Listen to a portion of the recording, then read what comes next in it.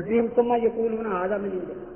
ये कौन है जब उनको खुदा का हुक्म सुनाओ कहते हैं कुलूबना गुल, हमारे दिलों पर गिलाफ है, हमने सुना। कौन है ये जो कहते हैं समीना व अतअना, हमने खुदा का हुक्म सुना और इनकार कर दिया। क्या ये खूबियां आबार रबान वाली आइमा में मौजूद हैं? ये बातें, ये ऐब मौजूद हैं? इसको क्या हक था कि ये कुरान की आयत जो काफिरों के बारे में, हरामखोरों के बारे में है, हरामकारों के बारे में है, झूठों के बारे में है, बदमाशों के बारे में है, उसको अबू हनीफा पर फिट कर रहा है।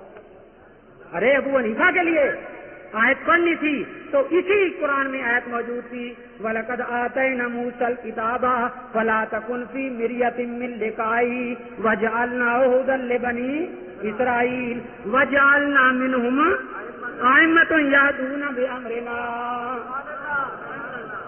अल्लाह ताला ने बताया कि यहूदियों ईसाइयों में हरामखोर भी थे लेकिन आइम्मा भी थे जो हमारे हुक्म पहुंचाते। तो इमामों के लिए इमामों वाली आयत पढ़नी थी या उन हरामखोरों वाली आयत पढ़नी? फिर कहते जी बड़ा कुरान सुनाया हमें, बड़ा कुरान सुनाया हमें। अंदाजा लगाएं कि जो बुखारी शरीफ में हजरत अब्दुल्ला बिन उमर रजी अल्लाह तआला अन्हुमा फरमाते हैं कि खारजी सबसे ज्यादा शरीर लोग हैं। क्यों? इसलिए कि वो काफिरों वाली आयतें मुसलमानों पर पढ़ते हैं। बुखारी शरीफ में लिखा है, अरे जो काफिरों वाली आयत आम मुसलमानों पर पढ़े वो शरीर, और जो काफिरों वाली आयत दीन के इमामों पर पढ़े उसको कहा जाए जी हमें कुरान भी सुना के गया है। काफिरों वाली आयतें हमारे इमामों पर पढ़ी जाती हैं। इसको कहते हैं यहूदियों की आदत थी युहर्रिफून अल कलिमा अन मवादिह। अरे बात किसी मौके की और सुना किसी मौके पर। आपको नींद ना आ जाए एक लतीफा सुना दूं। वो ये जुमे के दिन कुछ नमाजी ज्यादा होते हैं, ठीक है ना, तो फिर बाहर इंतजार में जरा खड़े होना पड़ता है संजय के लिए। तो बेचारे तालिब इल्म बाहर खड़े थे, अंदर की बड़े मियाँ संजा कर रहे थे और बाद लोगों की आदत ही है नंगी ऊंची ऊंची कुछ पढ़ते रहना। और वो पढ़ क्या रहा था, अल्लाहुम्मा रहनी राहतल जन्नत वला तुरनी राहतन नार। ये तालिब इल्म सोच रहे हैं कि ये शायद वुजू कर रहा है, क्योंकि ये दुआ तो नाक में पानी डालते वक्त पढ़ जाती है। गुनियत तालिबीन में भी पिराने पीर ने लिखी है और इरल मुतनाहिया में भी इसकी हदीस मौजूद है और मुनियतुल मुसल्ली वगैरह में भी ये दुआ मौजूद है। तो वो जब बड़े मियाँ बाहर निकले तो तालू ने पूछा कि बड़े मियाँ अंदर क्या कर रहे थे? उसने कहा बड़ा संजा कर रहा था। क्या दुआ कौन सी पढ़ रहे थे? उसने कहा अल्लाहुम्मा रहनी राहतल जन्नत वला तुरनी राहतन नार। ने कहा बाबा जी ये तो हमें यकीन है कि दुआ आपको याद है लेकिन दुआ का सौराख भूल गया।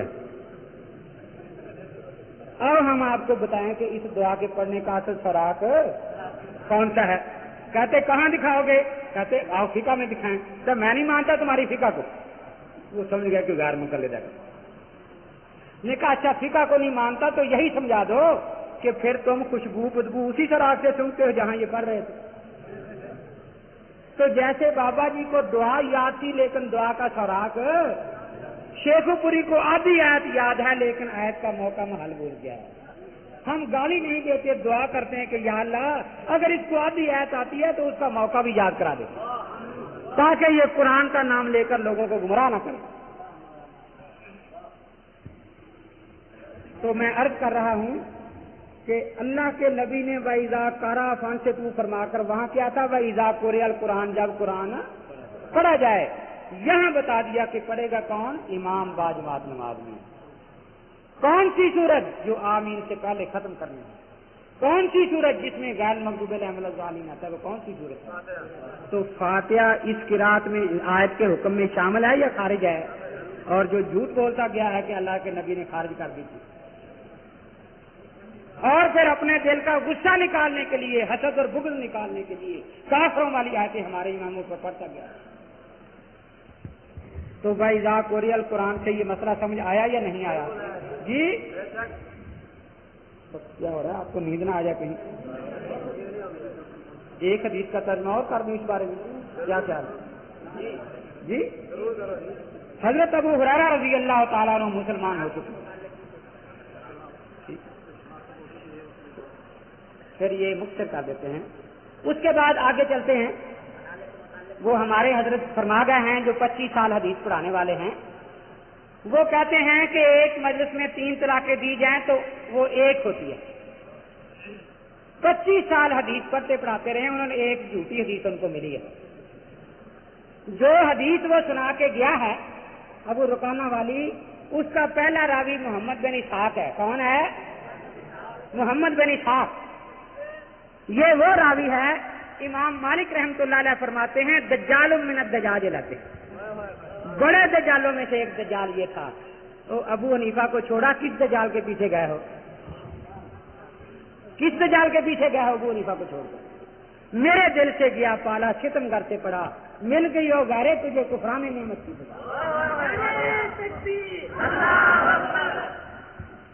امام احمد رحمۃ اللہ علیہ فرماتے ہیں لو کنت بین الحجر والحتیم, اگر میں خانہ کعبہ میں حجر اسود اور حتیم کے درمیان کھڑا ہوں, مجھے کوئی پوچھے کہ محمد بن اسحاق کیسا ہے, لقلت انہ کذاب دجال ولست, میں کہوں گا بڑا کذاب اور دجال ہے, اور میں یہ پرواہ نہیں کروں گا کہ کہاں کھڑا ہوں, کیونکہ سچ بول رہا ہوں.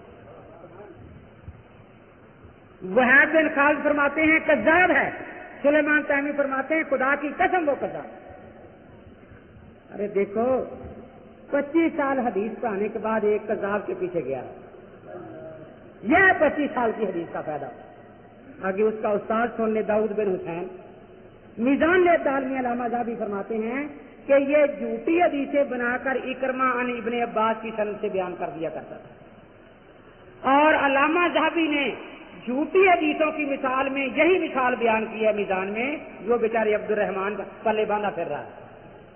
کھوٹے سکے ان کی قسمت میں ہیں, کھوٹے سکے ان کی قسمت ہیں بیچاروں.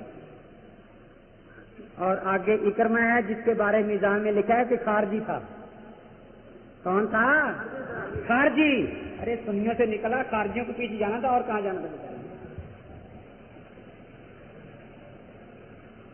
یہ حدیث قطعاً صحیح نہیں ہے.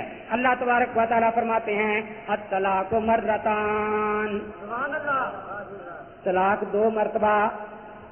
اب 2 مرتبہ کے 2 معنی ہوتے ہیں, اس کو ایک آتا تھا دوسرا آئے نہیں بچا. کوئی یہ کہے طلاق طلاق, یہ بھی مرتان. کوئی کہے 2 طلاق, یہ بھی مرتان.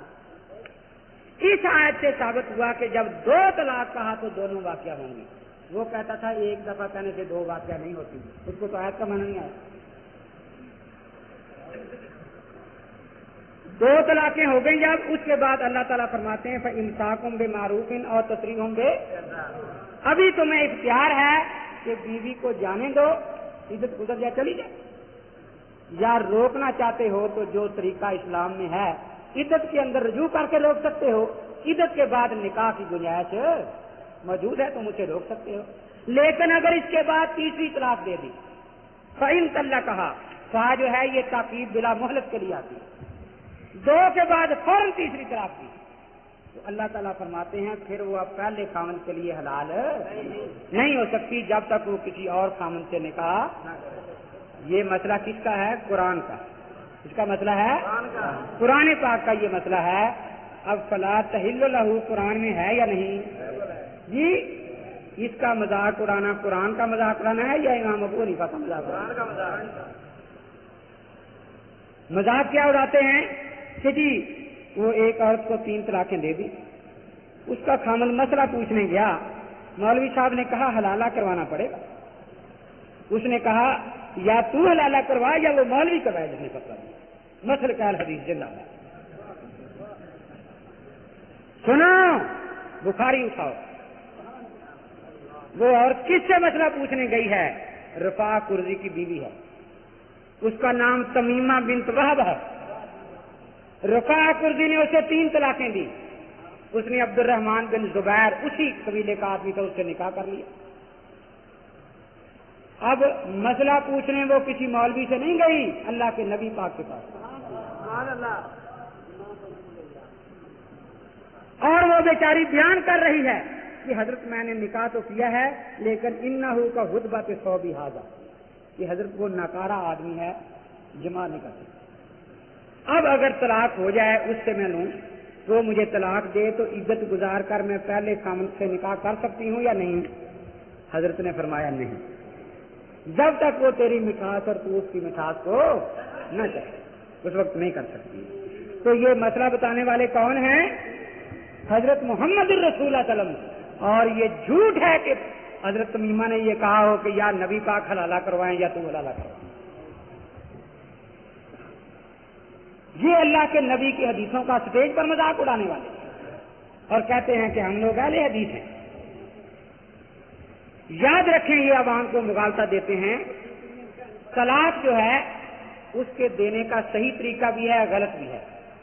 حیض میں ماہواری کے دنوں میں طلاق دینا بدعت اور گناہ ہے. بخاری مسلم میں حدیث ہے کہ حضرت عبداللہ بن عمر رضی اللہ تعالیٰ عنہما نے اپنی بیوی کو حالت حیض میں طلاق دے دی. اللہ کے نبی پاک نے فرمایا کہ رجوع کرو. طلاق دینا جائز نہیں تھا لیکن طلاق گنی گئی، واقعہ ہو گئی. اب رجوع کرنے کا حکم دے رہے ہیں. قیاس تو کہتا ہے کہ ناجائز تھی تو واقعہ نہ ہوتی، لیکن ہم ایسے قیاس کو نہیں مانتے جو نص کے خلاف ہے. دار قطنی میں یہ الفاظ ہیں، سننے کبرا بہتی کی ساتھ میں جلد یہ میرے ہاتھ میں ہے، اسی مدرسے کی ہے. اس میں آگے الفاظ یہ ہیں، عبداللہ بن عمر رضی اللہ تعالیٰ عنہما نے عرض کیا حضرت یہ تو میں نے ایک طلاق دی تھی، آپ رجوع کرنے کا فرما رہے ہیں، اگر میں تینوں دے دی ہوتی پھر اسی ایک حیض میں کتنی دے دی ہوتی؟ تینوں. اللہ کے نبی فرماتے ہیں گناہ بھی ہوتا اور عورت بھی جاتی. اب گناہ کن 3 طلاقوں کا ہے؟ جو ایک مجلس میں دی جائیں وہی گناہ والی ہے نا.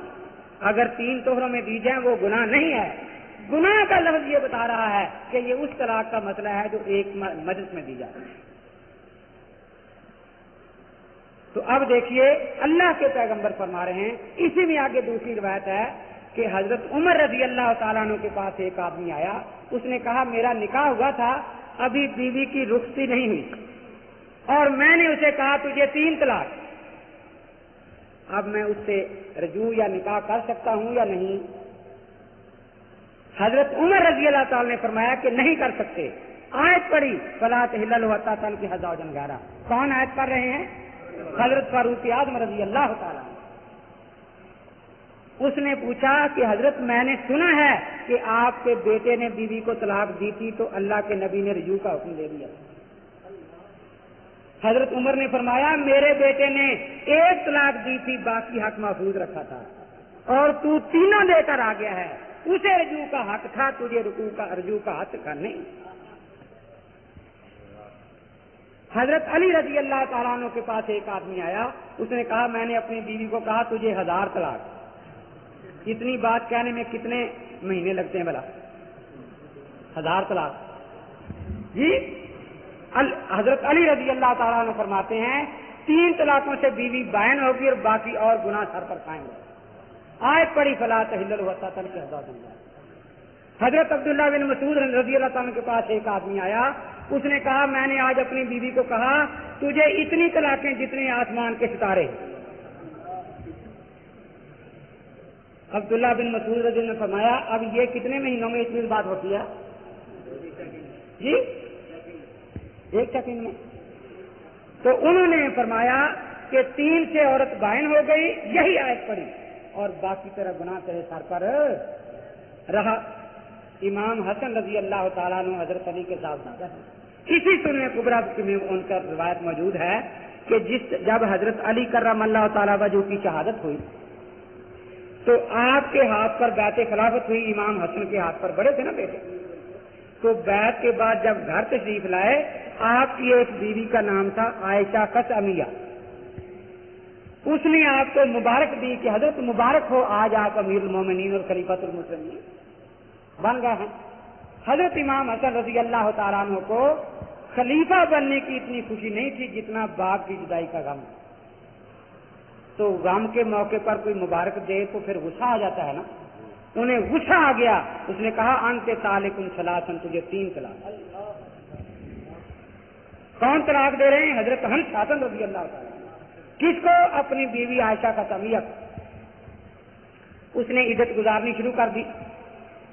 جب عدت کے دن پورے ہو گئے امام صاحب نے اس کا جو مہر تھا وہ ابھی دینا تھا وہ بھی اور 10,000 روپیہ مزید یہ ان کو بھیجا اس عورت کو. لیکن جو لے کر گیا تھا وہ پیسے لے کر واپس آ گیا. نے پوچھا کہ وہ چلی گئی ہے کہ نہیں جی ابھی تیاری کر رہی تھی. پیسے کیوں نہیں لیے؟ نے کہا کہ اس نے ایک شعر پڑھا ہے کہ جو دوست مجھے اپنے پاس سے جدا کر رہا ہے میں اسے یہ کلیل متاع کیسے قبول کر سکتی ہوں. جب یہ شعر سنایا تو امام حسن رضی اللہ رو رہے ہیں. بکا رونے لگے اور روتے روتے کیا فرما رہے ہیں؟ اگر میں نے اپنے ابا جی حضرت علی کرم اللہ تعالی وجہ اپنے نانا حضرت محمد الرسول اللہ صلی اللہ علیہ وسلم کی یہ حدیث نہ سنی ہوتی کہ جو شخص 3 مہینوں میں اپنی بیوی کو 3 طلاق دے یا مبہم طور پر 3 طلاق دے وہ تینوں ہو جاتی ہیں، تو میں آج اپنی اس بیوی سے رجوع کروں. اب امام حسن تو رو رہے ہیں. انہیں کوئی 25 سال حدیث پڑھانے والا مفتی نہیں ملتا کہ حضرت یہ میرے پاس حدیث ہے آپ رجوع کر لیں، گناہ میرے سر. ایک مجھے کہنے لگا تم حلالے کا فتویٰ دیتے ہو، میں تم حرامہ کرواتے ہو. ساری عمر کراتے ہیں حرامہ یا نہیں؟ کہتے ہم تو یہ کہتے ہیں اگر فتویٰ نہ بھی دیا وہ بیوی کو لے جائے گا. ہم کہتے چلو 4 پیسے ہمیں بھی مل جائیں گے اور یہ بھی فتویٰ دے دیتے بیوی کو لے جائے، چلو کچھ نہ کچھ تو ہو جائے گا نا. میں نے کہا کچھ نہ کچھ نہیں، بہت کچھ ہو گیا. کہنے کے وہ کیا؟ میں نے کہا اگر وہ تیرے فتوے کے بغیر اکٹھے رہتے تو ساری عمر ان کا دل ملامت کرتا کہ ہم گناہ کر رہے ہیں. گناہ کو گناہ سمجھ کے کرنا گناہ ہے، لیکن تیرے فتوے کے بعد اس گناہ کو حلال سمجھ کے کرتے ہیں. گناہ کو حلال سمجھ کے کرنے والے کا ایمان ہی برباد ہو جاتا ہے. ارے تو نے پیسہ بھی لیا، ان کا ایمان نہیں برباد کرنا. اور پھر کہتا ہے جی کچھ نہ کچھ ہو جائے گا، کچھ نہ کچھ. آج ان مفتیوں کو اس مسئلے کا پتہ نہیں. خیال قرون کے چور مسئلہ جانتے تھے. چور امام صاحب کا زمانہ ہے، چوروں نے ایک مکان کو نقب لگائی. اب جب سامان باندھ لیا اٹھا رہے ہیں تو اتفاقاً مالک مکان کی آنکھ کھل گئی. اب عام طور پر چوری کا اصول یہ ہوتا ہے کہ ایک آدھ آدمی محلے کا ہوتا ہے، اس میں وہ جو محلے والا تھا نا قریبی اس کو آپ نے پہچان لیا، وہ گھر والے نے کہا تو فلانا ہے، بس اس کا تو وہ غازی وہیں سے گر گئی. اس نے کہا کہ عدالتوں میں فقہ حنفی نافذ ہے، کل کو ہاتھ کاٹ دیں. اب کیسے ہاتھ بچے؟ کہا کہ اب ایک ہی صورت ہے کہ اس کو قتل کر دو تاکہ یہ ہمارا نام نہ بتا سکے. اس کو پکڑ لیا، ہم قتل کرتے ہیں تجھے. اس نے کہا کہ بھئی میرا گھر بھی لوٹا، قتل بھی کرنے لگے ہو. اس نے کہا کہ تو لوگوں کو بتائے گا.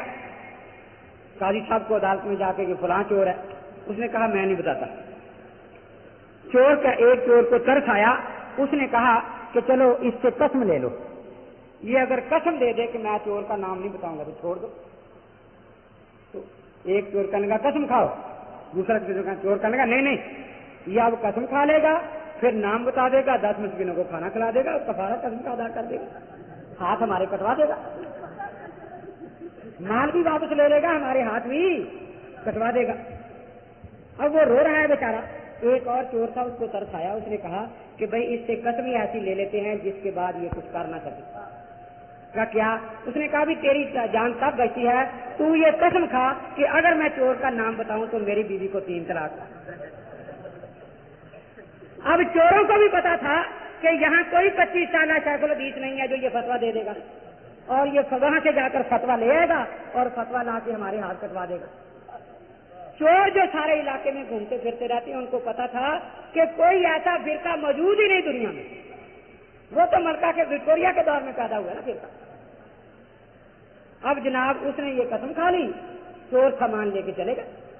صبح جب یہ باہر نکلا تو اب وہ جناب اشارے کر رہے ہیں کہ دیکھا ہم نے کیسا باندھا تجھے. وہ کہتے ہیں نقصان مایا اور شماعت پہ سمجھایا، بڑا پریشان. اب یہ مفتیوں کے پاس جائے کہ ہمیں بتائیں کہ یہ کیا اب ہو سکتا ہے کوئی صورت. وہ کہیں کہ اگر نام بتائے گا تو بیوی جاتی ہے، دونوں چیزیں تجھے نہیں مل سکتی. گھر لینا ہے تو بیوی جاتی ہے، بیوی رکھنی ہے تو گھر کو صبر کر لو، اور کوئی صورت نہیں.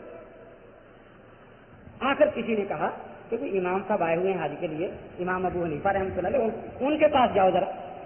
امام صاحب کے پاس گئے. امام صاحب نے فرمایا کہ کوئی بات نہیں، بیوی بھی رہے گی، سامان بھی ملے گا، چوروں کے ہاتھ بھی کٹے گا. کہ حضرت کیسے؟ فرمایا میں خود کام کرتا ہوں آگے. تو حضرت امام صاحب رحمۃ اللہ نے اس علاقے کے SHO تھانے دار صاحب کو بلایا اور خود ساری بات سمجھا دی کہ چور محلے کے ہیں، یہ اگر نام بتاتا ہے تو بیوی کو 3 طلاقیں پڑتی ہیں، یہ بیچارہ بڑا مجبور ہے. تم محلے کے سب لوگوں کو تفتیش کے لیے اکٹھے کر لو ایک جگہ حویلی میں، دروازے پر کرسی پر بیٹھ جاؤ، یہ تمہارے ساتھ بیٹھ جائے گا، ایک ایک کو نکالتے جاؤ اور ایک ایک آدمی کے بارے میں پوچھتے جاؤ کیا یہ تیرا چور ہے. اس کو سمجھا دیا گھر والے کو کہ جو تیرا چور نہیں ہوگا نا کڑک کے کہنا نہیں جی، اور جب تیرا چور آ جائے یہ 100 مرتبہ پوچھے تیرا چور ہے تو خاموش ہی رہنا چاہیے، تو نے نام لینا ہی اس کا، تو نام لے گا تو بیوی پر طلاق پڑے گی. تھانے دار صاحب کو سمجھا دیا کہ جہاں یہ خاموش رہے بس اس کو پکڑ لینا. تو دیکھیے امام صاحب رحمۃ اللہ تعالی علیہ نے اس کو وہ طریقہ سمجھا دیا، چور پکڑے گئے، ان کے ہاتھ کٹے، سامان ملا، لیکن بیوی پر 3 طلاقیں واقعہ نہیں.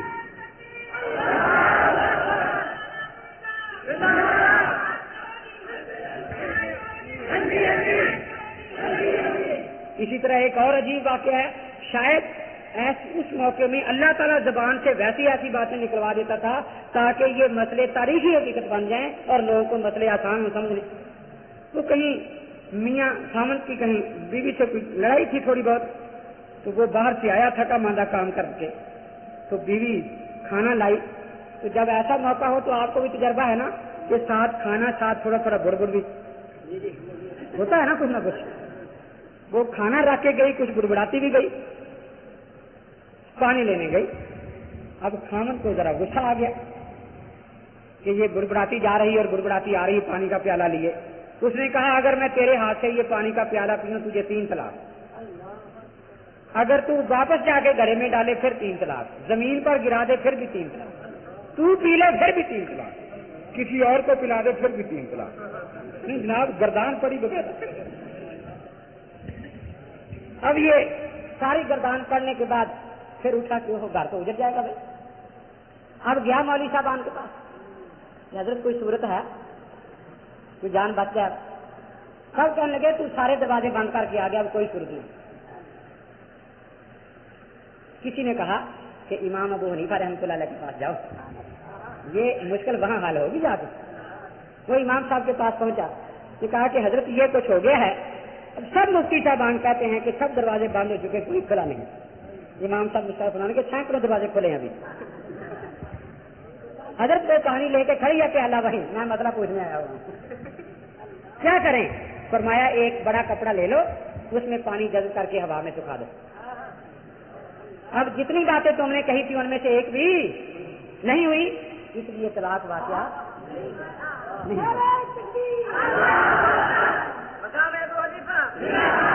محدث اعظم مشر بن قدام رحمۃ اللہ تعالی علیہ پاس بیٹھے تھے.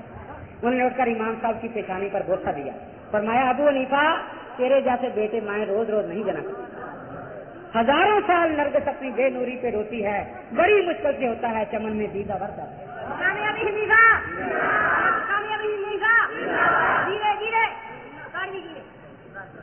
خلیفہ ہارون رشید نے ایک دن بیٹھے اپنی بیوی کو کہہ دیا، کہیں غصے ہوگا، اگر آج سورج غروب ہونے سے پہلے، زبیدہ کو کہا اگر آج سورج غروب ہونے سے پہلے تو میری حکومت سے باہر نہ نکل جائے تو تجھے 3 طلاق.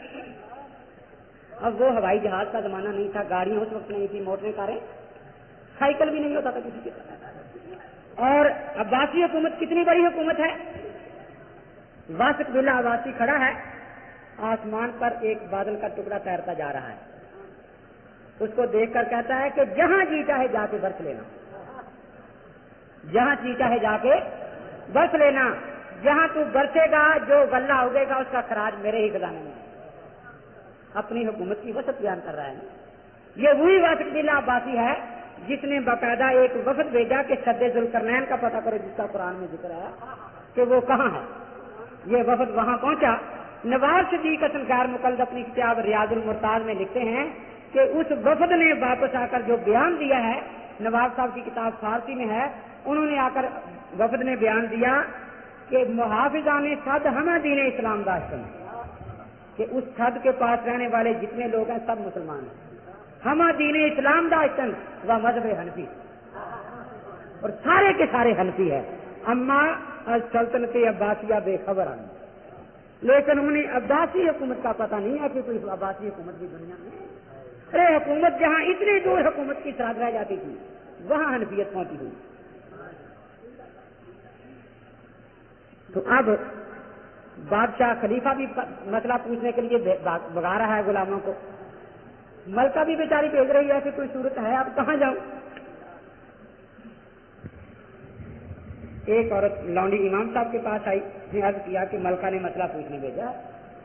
اب جو سورج قریب الغروب ہو رہا ہے، ادھر خلیفہ ہارون رشید کا دل ڈوبتا جا رہا ہے، ادھر ملکہ کا دل ڈوبتا جا رہا ہے کہ بس سورج غروب ہوا اور طلاق مسئلہ ہو. خلیفہ ہارون رشید کی اتنے وسیع ملک میں کوئی 25 سال حدیث پڑھانے والا موجود نہیں تھا کہ خلیفہ ہارون رشید کو پتا ہوتا کہ فلاں سے فتویٰ مل جائے گا، فلاں سے فتویٰ مل جائے گا. وہ حکومت اسلامی تھی، انگریز کی حکومت تھوڑی تھی وہاں یہ فرقہ ہوتا. یہ غیر مقلدیت کے چھوٹے سکے وہاں موجود ہی نہیں تھے. یہ تو ملکہ وکٹوریہ کے گڑے ہوئے سکے ہیں نا. خیر عصر کے بعد وہ لونڈی آئی مسئلہ پوچھنے. امام صاحب نے فرمایا کہ واپس چلی جاؤ اور ملکہ سے جا کر یہ کہو کہ امام صاحب فرماتے ہیں کہ میں پردے کا انتظام کر دیتا ہوں، مسئلہ خود آ کے پوچھو، میں کسی کو نہیں بتاؤں گا. اب اس بیچاری کو ضرورت تھی. امام صاحب نے جیسے ایک ساتھ کا پردہ ہوتا ہے پردہ کرا دیا. ملکہ آئی، آ کے بیٹھ گئی. نوکرانی نے امام صاحب کی خدمت میں عرض کیا کہ حضرت ملکہ تشریف لے آئی ہے. پر میں اچھا بتاتا ہوں. ابھی باتیں کرتے رہے، ادھر مغرب کی اذان ہو. امام صاحب نے نماز پڑھائی، ملکہ نے بھی اس پردے میں نماز پڑھی. نماز کے بعد امام صاحب پردے کے قریب آئے. بیٹی کیا مسئلہ پوچھنا ہے؟ تو اب سورج غروب ہو چکا ہے. فرمایا تو مسجد میں کب آئی تھی، سورج غروب ہونے سے پہلے یا بعد میں؟ نے کہا جی پہلے. فرمایا پھر طلاق نہیں ہوئی. مسجد میں ہارون رشید کی کوئی حکومت نہیں ہے، یہاں صرف خدا کی حکومت. میں نے تجھے صرف اس لیے یہاں بلایا تھا تاکہ یہ جب مسجد میں آئے تو ہارون کی حکومت سے باہر ہو جائے. جب سے تو مسجد میں بیٹھی ہے تو ہارون کی حکومت سے باہر. اندازہ لگائیں. امام صاحب رحمۃ اللہ تعالی علیہ بیٹھے ہیں. ایک آدمی بڑا پریشان آیا، مکہ مکرمہ میں بیٹھے ہیں. اس نے کہا حضرت بس کچھ گھر میں لڑائی ہو گئی تھی، ایک بات زبان سے نکل گئی کہ اگر آج 1 گھنٹہ میں ایسی عبادت نہ کروں جو میرے سوا کوئی انسان نہ کر رہا تو تجھے 3 طلاق. اب میں مسئلہ پوچھتا پھر رہا ہوں کہ میں کوئی نفل پڑھنے شروع کر دوں. گھنٹے کے لیے لوگ کہتے خدا جانے ہزاروں آدمی نفل پڑھ رہے ہیں. میں قرآن پاک کی تلاوت کروں، خدا جانے کتنے آدمی قرآن کی اس وقت تلاوت کر رہے ہیں. میں کلمہ شریف کا ذکر کروں، بھائی اللہ کے بندے خدا جانے ہزاروں آدمی کلمے کا ذکر کر رہے ہیں. سب طرف سے مایوس ہو گیا ہوں. اب آپ کے پاس بھیجا ہے انہوں نے کہ امام صاحب کے پاس جاؤ. امام صاحب نے فرمایا کوئی بات نہیں، میں انتظام کرتا ہوں. خلیفہ صاحب سے فرمایا کہ یہ مسلمان بیچارہ بڑا پریشان حال ہے، تو ذرا اعلان فرما دیں کہ 1 گھنٹے کے لیے خانے کعبے کا طواف کرنے کے لیے اور کوئی نہ آئے. اب شاہی اعلان تھا، سب کو روک دیا گیا. امام صاحب نے فرمایا لو تم 1 گھنٹہ طواف کر لو. اب یہ وہی بات ہے جو تیرے سوا کوئی اور انسان نہیں کرتا. سید خاندان بہت بڑا آباد ہے کوفہ میں. ایک بچہ ہے بیچاروں کا، نوجوان لڑکا فوت ہو گیا. جنازہ جا رہا ہے، سید کا جنازہ. سب قاضی صاحبان بھی ساتھ ہیں، ائمہ حضرات بھی ساتھ ہیں، عوام بھی ساتھ ہیں. اس لڑکے کی والدہ بیچاری برقع پہن کے وہی پیچھے پیچھے آ رہی ہے. جنازہ دور نکل گیا تو لڑکے کے والد نے اس عورت کے خاوند نے جب پیچھے دیکھا تو بیوی بھی اس کی آ رہی ہے. تو بڑا غصہ آیا، حیرت آئی کہ یہ کیوں باہر آئی گئی.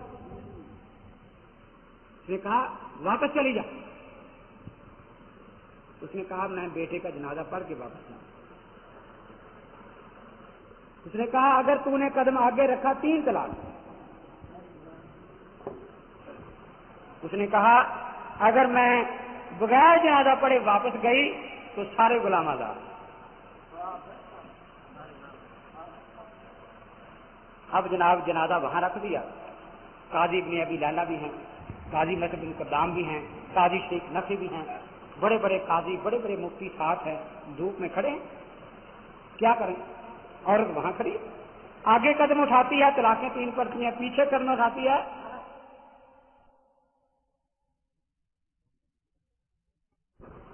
उसने कहा अगर मैं बगैर जनाजा पढ़े वापस गई तो सारे गुलाम आजाद।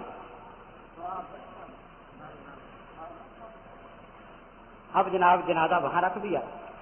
काजी इब्ने अबी लैला भी हैं, काजी मसद बिन कद्दाम भी हैं, काजी शेख नफी भी हैं, बड़े बड़े काजी, बड़े बड़े मुफ्ती साथ हैं, धूप में खड़े हैं। क्या करें? औरत वहां खड़ी, आगे कदम उठाती है, तलाकें 3 पड़ती हैं, पीछे कदम उठाती है तो घर बर्बाद हो रहा है। क्या करे बेचारी?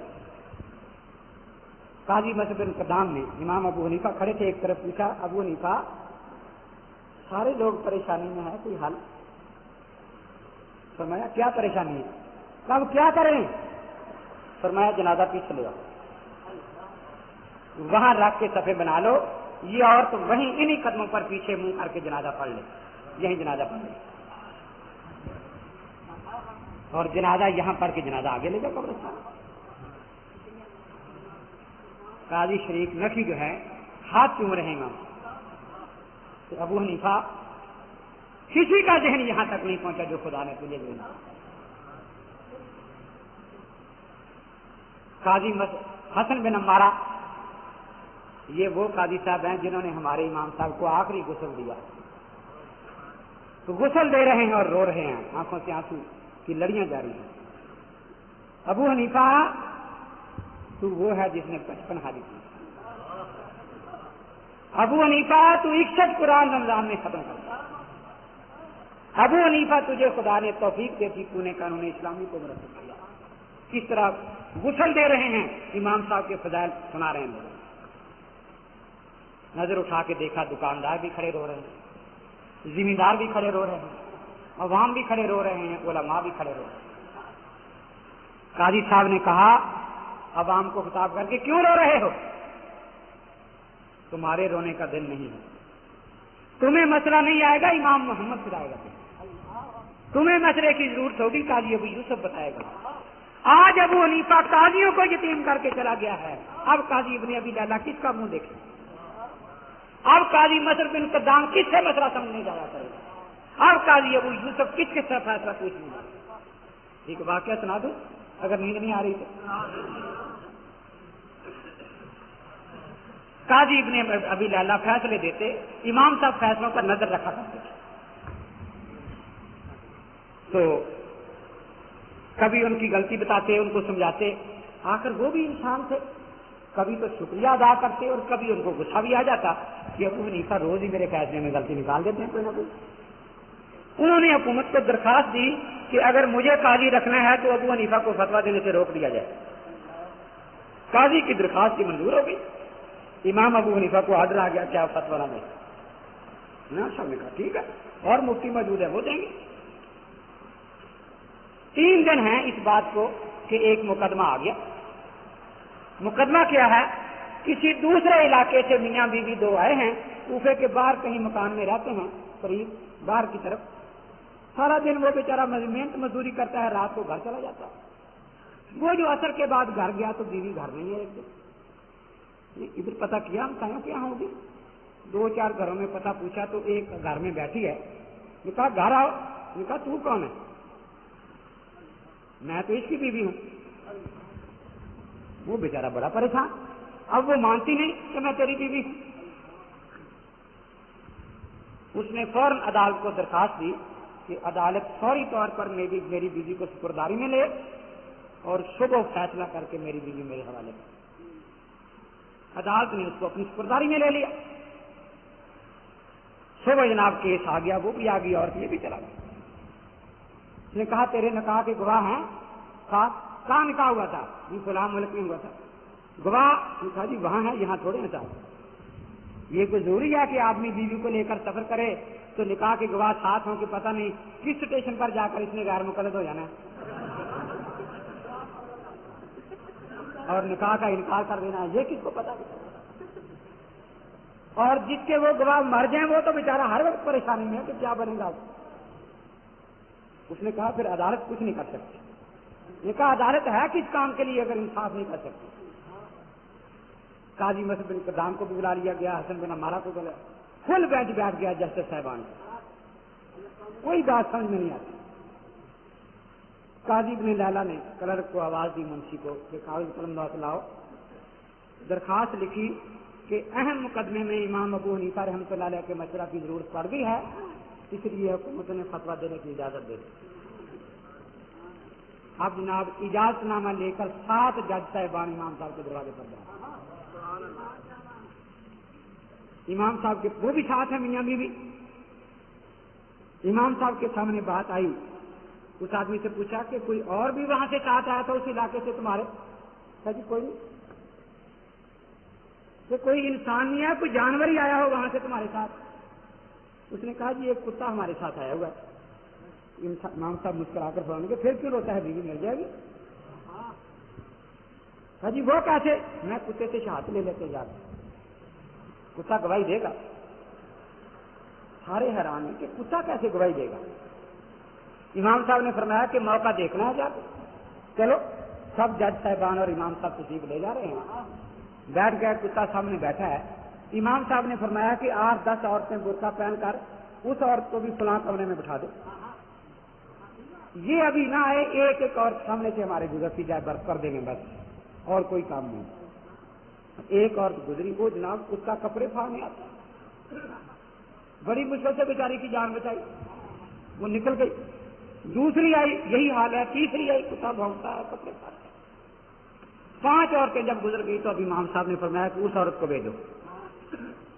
عورت نے سامنے قدم رکھا، کتا پاؤں پر لوٹ رہا ہے، پیار کر رہا ہے۔ امام صاحب نے کہا اے بے حیا عورت، کتا تو اپنی مالکہ کو نہیں بھولا اور تم انسان ہو کہ اپنے خاوند کو بھول گئی۔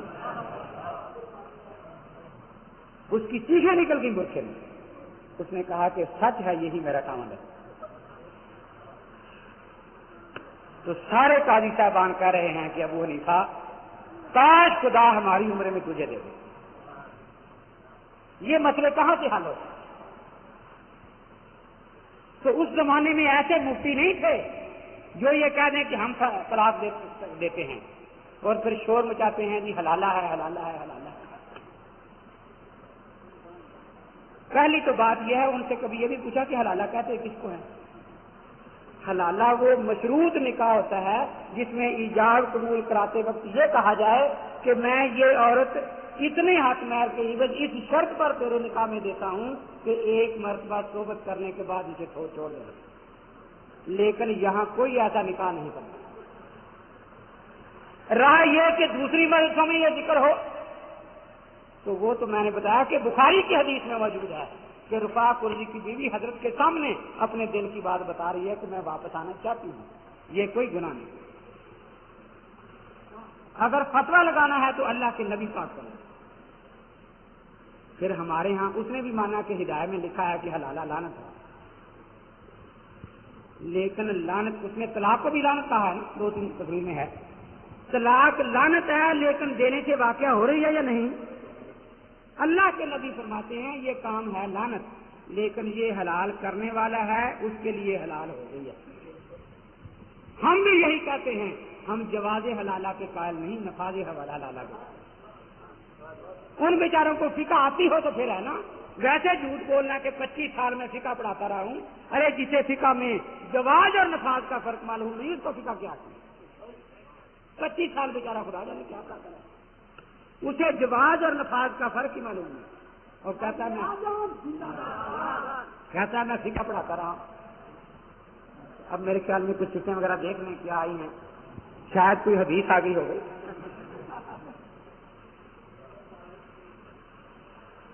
یہ 3 طلاقوں کا مسئلہ لکھا ہے، طلاق و مرتان ہے، اس کی تو میں تشریح کر چکا ہوں۔ حلالہ کی شریعت یہ کیا ہے میں نے بتا دیا کہ حلالہ وہ نکاح ہے جو مشروط ہو، ہم بھی اس کو حرام کا مکروہ تحریمی کہتے ہیں، لیکن اس کے جواز کے قائل نہیں، صرف نفاذ کے قائل ہیں، یہی حدیث سے ثابت ہے۔ इमाम अबू हनीफा को इमाम आजम क्यों कहा जाता है? बुखारी मुस्लिम की जो दोनों की मुतफक अलैह हदीस है उसको मुतफक अलैह क्यों कहा जाता है? कुरान कहता है या हदीस कहती है? क्या ख्याल है? तो आप कहेंगे उम्मत का इजमा है, यही दलील है या कुछ और भी दलील है आपके पास? तो जब भी कहीं मुत्तफकुन अलैह का लफ्ज लिखा जाएगा तो उससे मुराद बुखारी मुस्लिम की हदीस होगी ना। जिस तरह इस पर इजमा है कि मुहद्दिसीन ये लफ्ज लिखते हैं और कोई मुहद्दिस इसके लफ्ज का इनकार है, इसी तरह इमाम आजम शुरू से हनफी भी लिखते आ रहे हैं, शाफी भी, मालकी भी, हम्बली भी। किसी अहले फन ने इसका इनकार, सबसे पहले इनकार रोपड़ी साहब ने किया है। इनके मियां नजीर हुसैन ने हमारे इमाम को इमाम आजम लिखा है, उठाओ मियारुल हक। मौलाना दाऊद गजनवी की सीरत उठाओ, वहां इमाम आजम बार बार लिखा हुआ है। वहीदुज़्ज़मान की किताबें उठाओ, वहां हमारे इमाम को इमाम आजम लिखा हुआ है। अली असर की किताबें उठाओ, सिद्दीक हसन की किताबें उठाओ, वहां हमारे इमाम को बार बार इमाम आजम लिखा हुआ है। मोहम्मद हुसैन बटालवी हमारे इमाम को इमाम आजम लिखता है। अब चूंकि उन्होंने सवाल पूछा है इसलिए जवाब अर्ज करता हूं। सादिक सियालकोटी ने भी लिखा है, इब्राहिम सियालकोटी ने भी लिखा है। तो ये इस सबसे पहले इनकार करने वाला अब्दुल्ला रोपड़ी बिदती है, जिसने इजमा की मुखालफत की है। अब ये क्या कहता है? अब हम इमाम आजम अपने इमाम को कहते हैं ना, अब ये इश्तिहार शाये करते हैं इमाम आजम सल्लल्लाहु अलैहि वसल्लम कॉन्फ्रेंस करते हैं ना। हम इनसे पूछते हैं, अल्लाह के नबी के जाती और सिफाती नाम कुरान और हदीस में बहुत से आते हैं, उनमें एक नाम भी इमाम आजम नहीं है। आपने ये नाम नया क्यों रखा है अल्लाह के नबी? हमने कभी तुम्हारा नाम नया रखा? तुम कौन हो हमारे नबी का नया नाम रखने वाले? किसी हदीस में आता है हुजूर पाक के लिए इमाम आजम? कुरान में आता है? कहते हमने अपने कियास से रखा है, हमने अपने। मैं कहता हूं अगर यही कियास है तो फिर कायदे आजम सल्लल्लाहु अलैहि वसल्लम क्यों नहीं लिखते? पता है कि अभी जेल की कोल्डी सामने आ जाएगी। कहते हमारा कियास ये कहता है, हमारा कियास ये कहता है कि बड़ा इमाम नबी होता है उम्मती। अरे कल को सिद्दीकी अकबर का मुनकर भी कहेगा कि सिद्दीकी अकबर का माना बड़ा सच्चा है, सिद्दीकी अकबर सल्लल्लाहु अलैहि वसल्लम लिखेंगे, हम नबी को सिद्दीकी अकबर कहेंगे, अबू बकर को नहीं कहेंगे। फिर तुम्हारा कियास कहां जाएगा? तुम अबू हनीफा की जिद में सिद्दीक को भी छोड़ोगे। कल को फारूक आजम का दुश्मन ये कहेगा कि ज्यादा फर्क बयान करने वाला नबी होता है, अब फारूक आजम सल्लल्लाहु अलैहि वसल्लम कॉन्फ्रेंस होगी। अब मैंने एक जगह तकरीर में ये बात बयान कर दी कि ये इनका कियासी नाम है। अब जाने के बाद इन्होंने फिर जनाब वो इश्तिहार शाये किया, इमाम आजम सल्लल्लाहु अलैहि वसल्लम कॉन्फ्रेंस। हमारे मौलवी साहब ने एसी साहब को दरखास्त दे दी कि हमारे पैगंबर सल्लल्लाहु ताला अलैहि वसल्लम के बेशुमार सिफाती नाम हैं जो कुरान और हदीस में आते हैं। सैयदुल मुरसलीन, रहमतुल आलमीन, खातमुन नबीयीन, नजीर, बशीर, नूर, मुनीर, सिराज मुनीर, इनके अल्फाज बहुत से आते हैं। इन्होंने वो सारे नाम छोड़ दिए हैं जो कुरान और हदीस में। कुरान हदीस को छोड़कर हमारे नबी का एक नया नाम रखा है, ये हमारे नबी पाक की तौहीन है। अगर आप इनको समझा सकते हैं तो समझाएं, वरना हमें इजाजत दी, हम समझा लेंगे। एक ही साहब ने बुला लिया कि ये जो आपने इमाम आजम सल्लल्लाहु अलैहि वसल्लम लिखा है, कुरान में हजरत के सिफाती नामों में ये नाम है? कहने लगे जी नहीं, कि कुरान में हजरत के की और सिफाती नाम हैं। कहते बहुत से हैं। सर तुम्हें वो कुरान वाले नाम क्यों पसंद नहीं आए? क्यों कुरान के मुनकर हो गए हो? कहा ये इमाम आजम हदीस में है अल्लाह के नबी पाक का नाम? ने कहा नहीं। क्या हदीस पाक में अल्लाह के नबी पाक की और नाम है? ने कहा जी बहुत से हैं। फरमाया तुम्हें अल्लाह के नबी के हदीस वाले नाम पसंद क्यों नहीं आए? तुम कौन होते हो हमारे नबी का नया नाम रखने वाले? हमने कभी तुम्हारे बाप दादा का नया नाम रखा है? कौन हो तुम? जाओ अभी इश्तिहार फाड़ो, वरना तुम्हारे खिलाफ तौहीन रिसालत का केस कान था। अब बेचारे भागे कि आइए हाथ जोड़ते हैं, हम इश्तिहार फाड़ते। हमारे इमाम का लक़ब इमाम आजम क्यों होया? बुखारी मुस्लिम में एक हदीस है, अल्लाह के नबी फरमाते हैं लौ कानत दीनो इंद सुरैया तनावलो रजुलुम मिन आले फारूक और रजुलुम मिन आले हावलाए और रिजालुम, इनके अल्फाज आते हैं। अल्लाह के नबी फरमाते हैं अगर दीन सुरैया सितारे तक चला जाए, बात को समझो, हम हैं अहले सुन्नत वल जमात हनफी, फिर याद कर लो, हम हैं अहले सुन्नत वल जमात हनफी, ठीक है। अल्लाह के नबी का ताल्लुक सुन्नत में है और खुदा के नबी को कुरान ने आफताब हिदायत कहा है, सिराजम मुनीरा, ठीक है। वल जमात में सहाबा का जिक्र है और सहाबा को नजूम हिदायत कहा गया है, सितारे कहा गया या नहीं। अब सितारों तक पहुंचने वाला कौन है? लौ का नदीन और इंद सुरैया, वो अबू हनीफा है। कौन है? वो इमाम अबू हनीफा रहमतुल्लाह तआला अलैह हैं। तो इसमें ये अल्फाज हैं अल्लामा सयूती शाफी, इब्नी हजर मक्की शाफी, अल्लामा सालही शाफी, इब्नी अब्दुल बर मालकी, अल्लामा शरानी शाफी, शाह वलीउल्लाह हनफी, इसी तरह अल्लामा फजलुर रहमान मक्की हनफी, इन सब ने लिखा है कि इस हदीस के कामिल मिस्दाक इमाम अबू हनीफा रहमतुल्लाह अलैह। ये हदीस कई सहाबा से मरवी है। हिलियतुल औलिया में ये तकरीबन 21 सहाबा से मरवी है। तो एक हदीस के अल्फाज ये हैं, हजरत ने जब इमाम साहब की पेशगी फरमाई तो फरमाया आज़म उन्नास नसीबन फिल इस्लाम अहले फारिस। अरे जिनके ईमान को खुदा के नबी ने आजम फरमा दिया, हम क्यों ना इमाम आजम करें?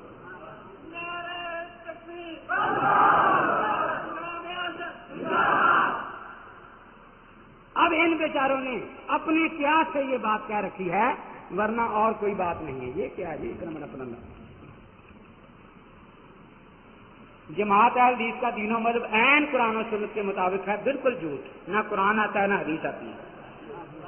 कुरान पर भी झूठ बोलते हैं, हदीस पर भी झूठ बोलते हैं। अहल हदीस अल्लाह और उसके रसूल के सिवा किसी जज को मुता हकीकी नहीं मानते। तुम अल्लाह रसूल से अपना नाम पहले साबित करके दिखाओ। अहल हदीस तुम्हारा तो नाम ही नहीं। कमा कहा रसूलुल्लाह तरक तो फीको उमरान लन तजिलो मा तमस्सक तुम्हें किताबुल्लाह व सुन्नत रसूल ही मौता इमाम मालिक। इसकी शरण लिख दो, 1000 रुपए इनाम।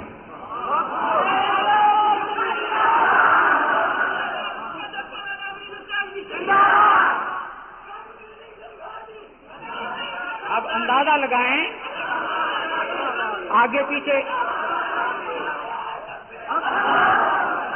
आओ। एक हदीस लिखी है वो वही उसमें बेसनद है, मौता में उसकी सनद ही नहीं बात। इसकी सनद लेकर भेजो, क्या है पता लगे। ये लोगों को क्या कहा करते हैं, जो बेसनद बात करता है वो बेदीन होता है। कहता है मसाइल गैर मंसूसा में अहल हदीस इज्तिहाद और तहर्री के कायल हैं, इसके फाइल हैं, बशर्ते के इज्तिहाद क्या शरई हो, लुग़वी मंतकी सोफिस्ताई किताबी और जदली न हो।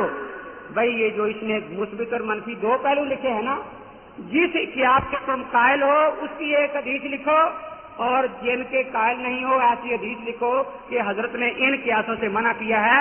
फिर पता चलेगा कि जो ऊपर दावा किया हम कुरान हदीस को मानते हैं, वरना ये तेरा अपना कियास है और तेरा मजहब है कि कियास करना शैतान का काम। अगर तूने हदीस लिख के ना भेजी जिसमें ये हो कि सोफिस्ताई कियास हुज्जत नहीं, किताबी कियास हुज्जत नहीं, तो ये तेरा अपना कियास है, तू अपने फतवे से शैतान है।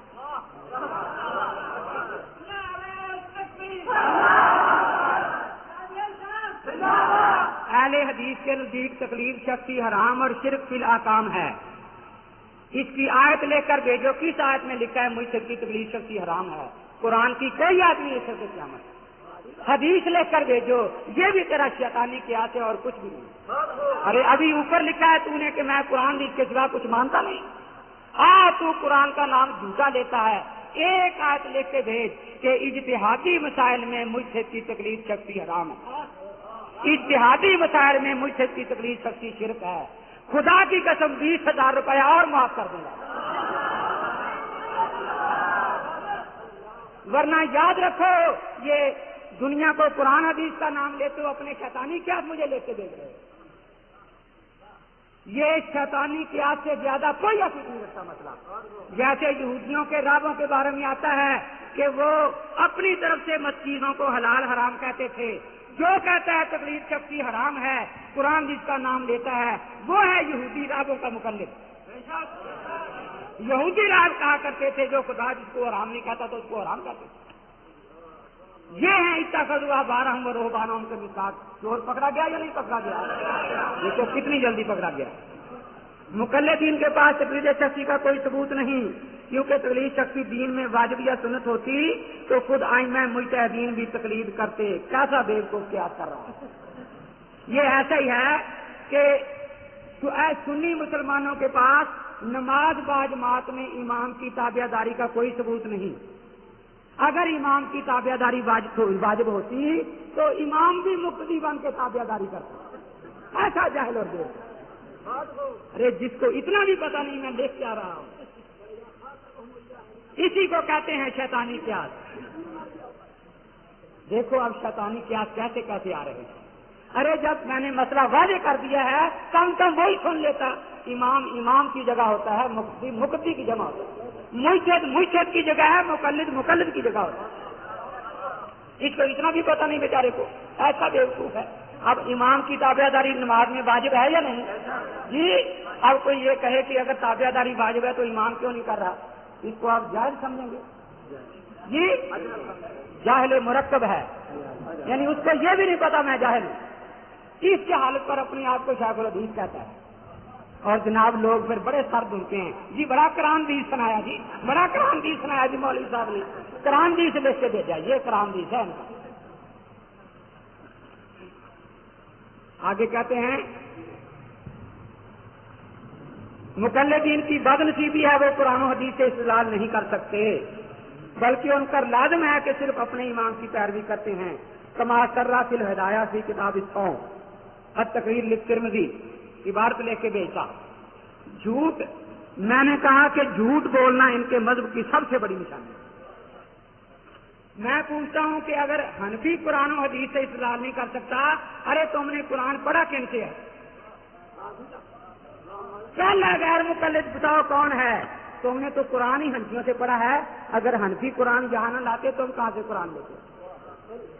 تم نے حدیث پڑھی کہاں سے ہے؟ اپنے بڑے شیخ الحدیثوں کی سند لاؤ میرے سامنے. وہ چلتی جاتی ہے نذیر حسین تک. نذیر حسین شاگرد ہے شاہ اسحاق دہلوی کا. یہ ان کے کہنے کے مطابق وہ حنفی. شاہ اسحاق شاگرد ہے شاہ عبدالعزیز کا، وہ حنفی. شاہ عبدالعزیز شاگرد ہے شاہ ولی اللہ کا، وہ حنفی. اور شاہ ولی اللہ سے سند جاتی ہے مکے مدینے کو.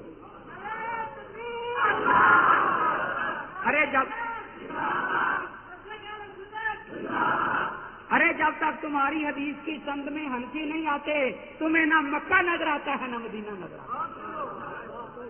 اور تم لوگوں کو کہتے ہو ہم مکے مدینے والے. تمہاری سند ہمارے بغیر مکے جاتی ہی نہیں، مدینے جاتی. اب جب میں نے یہ سوال ملک بھر میں کیا تو بڑے پریشان ہو گئے کہ ہم مکے مدینے کا نام لیتے تھے، یہ تو ساری بات غلط ہو گئی. اب انہوں نے نئی ایک سند گڑی کہ شمشاد سلفی کہتا ہے میں شاگرد ہوں محمد گوندلوی، وہ شاگرد ہے عبد المنان وزیر آبادی کا، وہ شاگرد ہے عبد الحق یونٹینی کا، اور وہ شاگرد ہے قاضی شوکانی. اب سند میں حنفی کوئی نہیں آیا، لیکن سند مکے نہیں گئی، یمن کے شیعوں کے پاس گئی.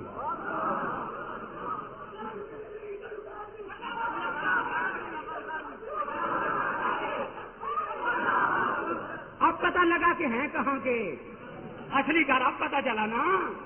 اب ان کی سند گئی ہے یمن کے زیدی شیعہ کے پاس، شوکانی امیر یمانی کے پاس سند جا رہی ہے. یہ ہے جن کی سندیں وہاں تک پہنچ رہی ہیں. اور وہاں ہماری اس عبارت کو لکھو کہ وہاں کیا لکھا.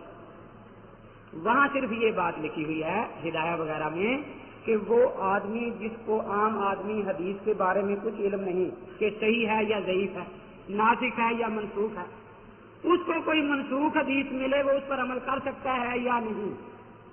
تو ہم کہتے ہیں کہ علماء سے تحقیق کرنی چاہیے یا نہیں. میں آپ کو بتاتا ہوں، اگر کوئی آپ کو بخاری کی حدیث رافضی دکھا دے جس میں یہ لکھا ہے کہ کچھ صحابی آ رہے ہیں صحابی ہے صحابی، اور وہ صحابہ کی مذمت اس سے نکالنا چاہے تو آپ صحابہ کو برا بلا کہنا شروع کریں گے یا شیخ الحدیث کے ساتھ پاس چلے جائیں گے کہ ذرا مطلب سمجھا دو؟ تو شیخ الحدیث کے پاس مطلب سمجھنے کے جانے سے آپ کافر ہو جائیں گے؟ جی ارے ان کا ایک غیر مقلد آیا، میں نے 20 حدیثیں سنائی رفع جان نہ کرنے کی، میں نے کہا مان لو، سنتا تھا کہتا تھا سمینا واسینا، سن لیا مانتا نہیں نبی کی حدیث۔ آخر میں لوگوں نے پوچھا کیا کرے گا، کہتا اپنے مولوی سے اجازت لوں گا جا کر کہ نبی کی ان حدیثوں پر عمل کروں یا نہ کروں۔ ارے اس پر فتویٰ لگاؤ، تمہارے بھی سارے آتے ہیں۔ اب میں نے آیت حدیث سنائی ہے نا، وراثت العلماء کے بارے میں سنائی ہے یا نہیں؟ ایک غیر مقلد یہاں بیٹھا ہوا نہیں اٹھا کہ میں ایمان لے آیا اور قرآن کو مان لیا اور حدیث کو مان لیا، اٹھا؟ اگر یہ قرآن حدیث کو مانتے تو یہ حدیث صحیح جو میں نے پیش کی تھی، ان کے کہنے کے مطابق عدالت کا فیصلہ بھی پیش کر دیا کہ حدیث صحیح ہے۔ لیکن کسی غیر مقلد کو یہ جرأت ہوئی وہ اٹھ کر کہتا کہ میں یہ سوال قرآن پر مبنی ہے، حدیث پر مبنی ہے، شیطانی قیاس پر مبنی ہے۔ کس پر مبنی ہے؟ اللہ کے نبی سچ فرما گئے ہیں، فقیہ واحد اشد علی الشیطان من، جنگ شروع ہو گئی ہے، ایک طرف فقیہ ہے ایک طرف شیطان ہے۔ اب شیطان فقہا کے خلاف وسوسے پیدا کر رہا ہے۔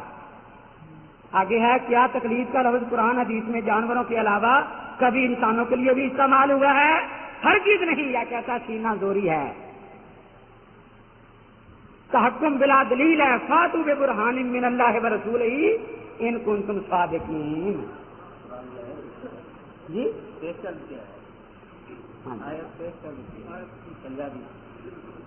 فاتوا ببرہان یا قرآن میں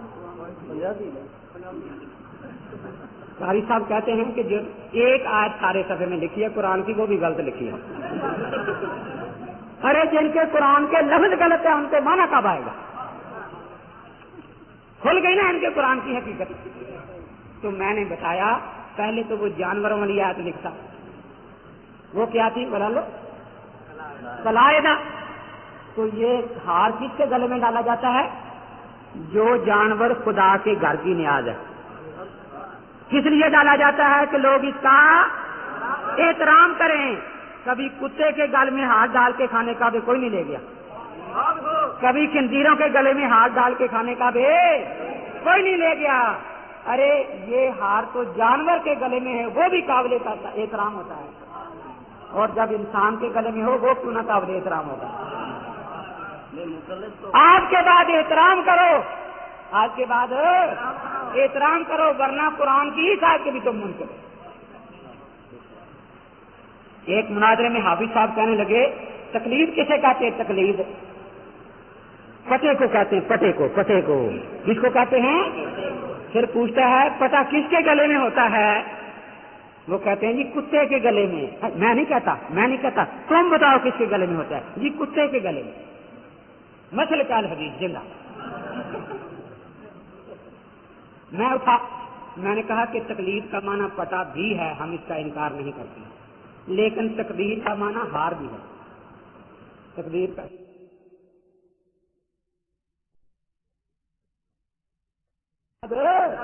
احترام کرو، ورنہ قرآن کی ہی شاید کبھی تم منکر۔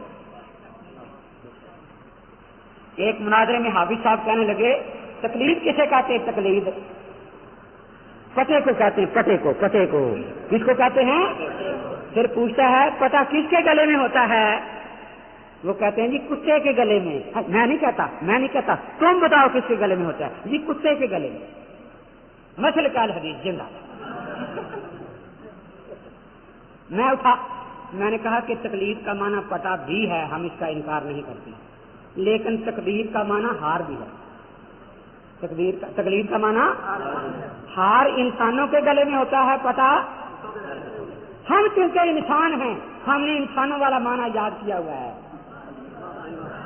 ٹھیک ہے؟ نظر اپنی اپنی، پسند اپنی اپنی۔ تمہیں وہ معنی پسند ہے، ہمیں یہ معنی پسند۔ ارے یہ جو باتیں کہتے ہو مقلد کتا ہوتا ہے، کیا واقعی امام بخاری کتے ہیں؟ معاذ اللہ، طبقات شافیہ دوسری جلد میں لکھا ہے کہ امام شافعی کے مقلد ہیں امام بخاری. تمہارے نواب صدیق حسن علیہ میں لکھا ہے کہ وہ امام شافعی کے مقلد ہیں. اب ان کو کتا کہہ کر خوش ہو رہے اور مسئلہ کا زندہ باد کر رہے ہیں. ہزاروں اولیاء اللہ جو حنفی شافعی مالکی گزرے ان کو کتا کہہ کر خوش ہو رہے ہو اور نعرے لگوا رہے ہو مسئلہ کا حدیث زندہ باد. یاد رکھو یہ کسی حدیث کا مسئلہ نہیں ہے کہ مقلد کتا ہوتا ہے. یہ قرآن کا مسئلہ نہیں ہے کہ مقلد کتا ہوتا ہے. ہاں اگر آپ فرمائیں تو میں ایک حدیث کا ترجمہ کر دوں. کیا خیال ہے؟ مجمع الزوائد میں پہلی جلد میں حدیث ہے. اللہ کے نبی فرماتے ہیں کہ بنی اسرائیل میں ایک آدمی نے ایک کتیا پال رکھی تھی. کیا پال رکھی تھی؟ جب کوئی مہمان آتا وہ اس کو بھونکتی, وہ مارتا اسے کہ کیوں بھونکتی, اپنا بیگانہ تو پہچان لیا کر کم. کئی دن مار کھانے کے بعد اس نے ارادہ کر لیا کہ اب نہیں بھونکوں گی. اتفاق سے حضرت فرماتی اس رات مہمان آ گئے تو کتیا تو نہیں بھونکی, لیکن اس کے پیٹ میں جو بچے تھے وہ اتنا زور سے بھونکنے لگے کہ باہر آواز آ رہی ہے.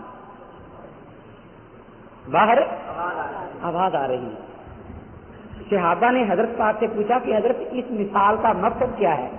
غور سے سنیں. اللہ کے نبی فرماتے ہیں میری امت کا جب آخری زمانہ آئے گا تو کچھ صفحاء میری امت کے علماء کو بھونکا کریں گے. اللہ کے نبی کا فرمان ہے. اب آپ کو پتا ہے صاحب ہدایت کو کون بھونکتا ہے؟ ابو حنیفہ کو کون بھونکتا ہے؟ امام محمد کو کون بھونکتا ہے؟ یہ علماء ہیں یا نہیں؟ تو یہ اللہ کے نبی کی حدیث ہے. اب ان کے مقام کا علم ہو گیا یا نہیں؟ آپ باجماعت نماز پڑھتے ہیں تو آپ کے دل میں ایک دن شوق آیا کہ قرآن میں حکم ہے فاستبقوا الخیرات, نیکی میں آگے بڑھو. امام ابھی رکوع میں ہے, آپ سجدے میں چلے گا تاکہ زیادہ ثواب ملے. تو اب کتنا ثواب ملے گا بھلا؟ جی نہیں ہوگی. حضرت کا کیا فرماتے ہیں مجھے خطرہ ہے کہ اس کا سر کہیں کیا گدھے جیسا نہ بن جائے. اور تلخیص الحبیر میں حافظ ابن حجر نے حدیث ایک نقل کیا ہے, فرمایا مجھے ڈر ہے کہ اس کا سر کہیں کتے اور خنزیر کے سر جیسا نہ بن جائے. اب امام کی مخالفت کرنے والے کو گدھا کون کہہ رہا ہے؟ امام کی مخالفت کرنے والے کو کتا کون فرما رہے ہیں؟ امام کی مخالفت کرنے والے کو خنزیر کون فرما رہے ہیں؟ یہ میں حدیث پڑھ رہا ہوں یا اپنی طرف سے قیاس کر رہا ہوں؟ ہاں فرق اتنا ہے, یہ مسجد کا امام چھوٹا ہے, اس کا مخالف چھوٹا اور بڑے امام کا مخالف ٹھیک ہے. دیکھو یہ کہتے ہیں قرآن حدیث ہم مانتے ہیں, حدیثیں میں پڑھ رہا ہوں. اگر تمہارے پاس ضرورت ہے تو کوئی حدیث لکھو کہ امام کی تقلید کرنے والا, مرشد کی تقلید کرنے والا آدمی کتا ہوتا ہے, گدھا ہوتا ہے, جانور ہوتا ہے. جو تم تقریروں میں کہتے ہو تمہارے پاس کچھ ہے؟ اب پتہ نہیں شاید قلم ٹوٹتے ہیں, کوئی حدیث آتی بھی ہے. کیا فقہ حنفیہ شریعت محمدی کے عین مطابق ہے؟ قرآن و حدیث سے دلائل دیں. یہ اس جاہل نے لکھا ہے جس کو فقہ کا معنی نہیں آتا. اصول شافعی کا پہلا صفحہ پڑھ لیتا تو اسے پتہ چلتا کہ فقہ کی پہلی بنیاد قرآن ہے. جس کی بنیاد قرآن ہو وہ قرآن کے مطابق ہے یا مخالف ہو؟ اس کے دوسری بنیاد سنت ہے. جس کی بنیاد سنت ہو وہ سنت کے موافق ہے یا مخالف ہو؟ اس کی تیسری بنیاد اجماع امت ہے. قرآن اور حدیث کہتے ہیں جو اجماع کا منکر ہے وہ دوزی ہے. یہ فیصلہ قرآن و حدیث کا ہے. اور اس کا چوتھی اس کا جو ہے وہ سیاسی اجتہاد ہے, جس کو اس نے خود مانا ہے نا کہ ہم جو مسائل منسوخ نہ ہو وہاں سیاسی اجتہاد کے قائل ہیں. اور فقہا نے لکھا ہے, علماء نے, شاہ ولی اللہ لکھتے ہیں کہ جو شرعی قیاس کا منکر ہے وہ بدعتی ہے, اس کا ووٹ کینسل ہے. عبد الجید میں شاہ ولی اللہ فرماتے ہیں دین صرف قرآن و حدیث کا نام ہے, اس کے علاوہ کوئی کتاب یا کسی دین کا نام دین ہے. قرآن و حدیث سے دلائل دیں. قرآن کہتا ہے وَمَن يَتَّبِعْ غَيْرَ سَبِيلِ الْمُؤْمِنِينَ نُوَلِّهِ مَا تَوَلَّىٰ وَنُصْلِهِ جَهَنَّمَ وَسَاءَتْ مَصِيرًا. جو اجماع کو نہیں مانتا وہ دوزخی ہے. اب اجماع والے مسئلے قرآن میں صاف مذکور نہیں ہیں, حدیث میں صاف مذکور نہیں ہیں, وہ فقہ کی کتاب نہیں ہے. قرآن کہتا ہے الذین یستنبطونہ منہم, جو استنباط اور اجتہاد کر سکتے ہیں ان سے مسئلہ پوچھو. یہ قرآن کہتا ہے یا نہیں؟ تو وہ مسئلے کہاں ہیں؟ تم بھی قیاس کو مانتے ہو، تمہارے وہ مسئلے کہاں ہیں؟ وہ فقہ میں ہی ہوتے ہیں اور کہاں ہوتے ہیں؟ اشتہار میں آپ کے نام کے ساتھ سب غیر مقلد لکھا ہے، آپ کب جماعت اس کے ساتھ تھے؟ میں 18 سال غیر مقلد رہا ہوں۔ آپ نے کتنا عرصہ جماعت کی امامت کرائی ہے؟ امام نہیں تھا میں۔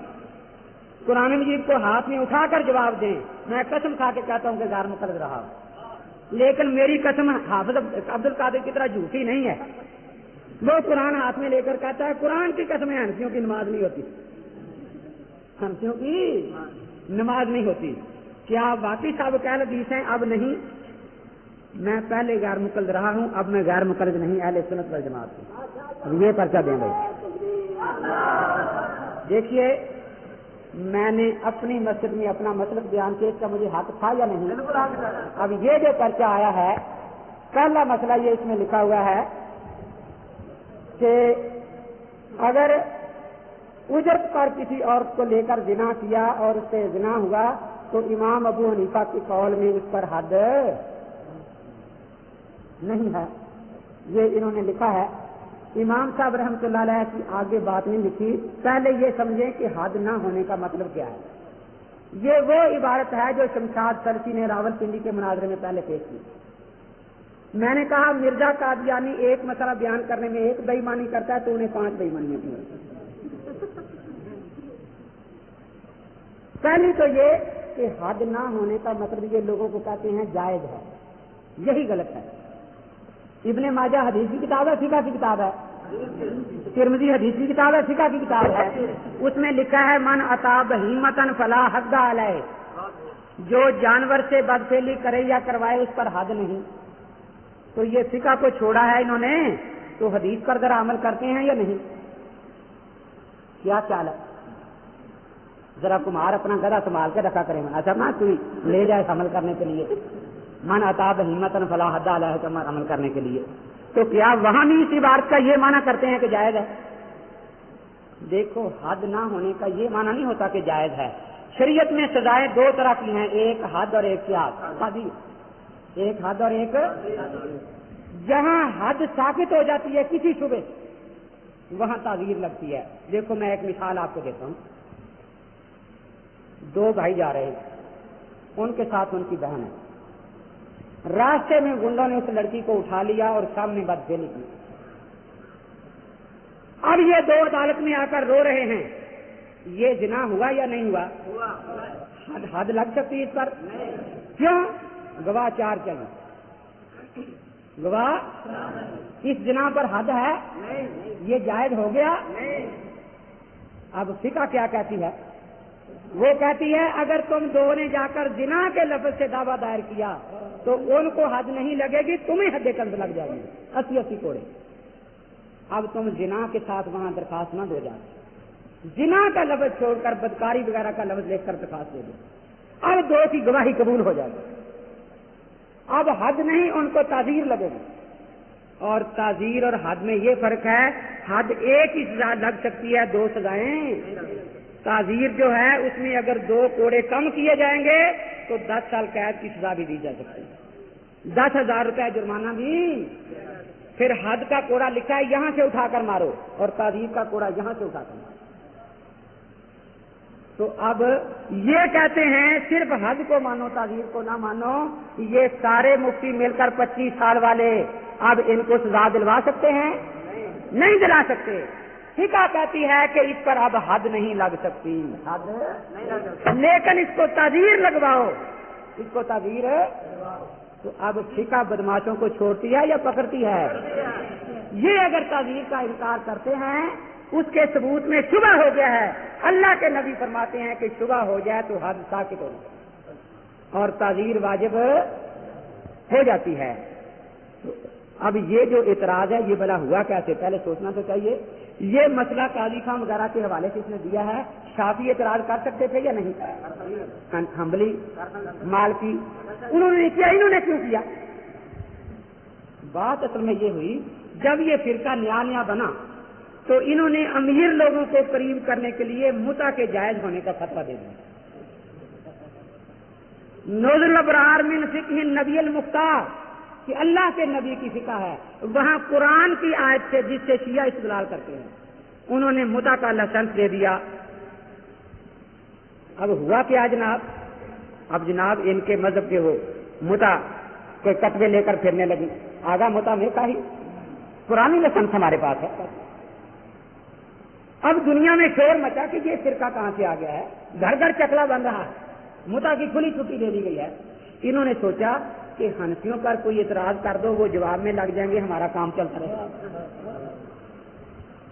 اب انہوں نے یہ اعتراض کیا، اس میں امام صاحب کا استدلال یہ ہے کہ مہر کو قرآن نے اجر کہا یا نہیں کہا؟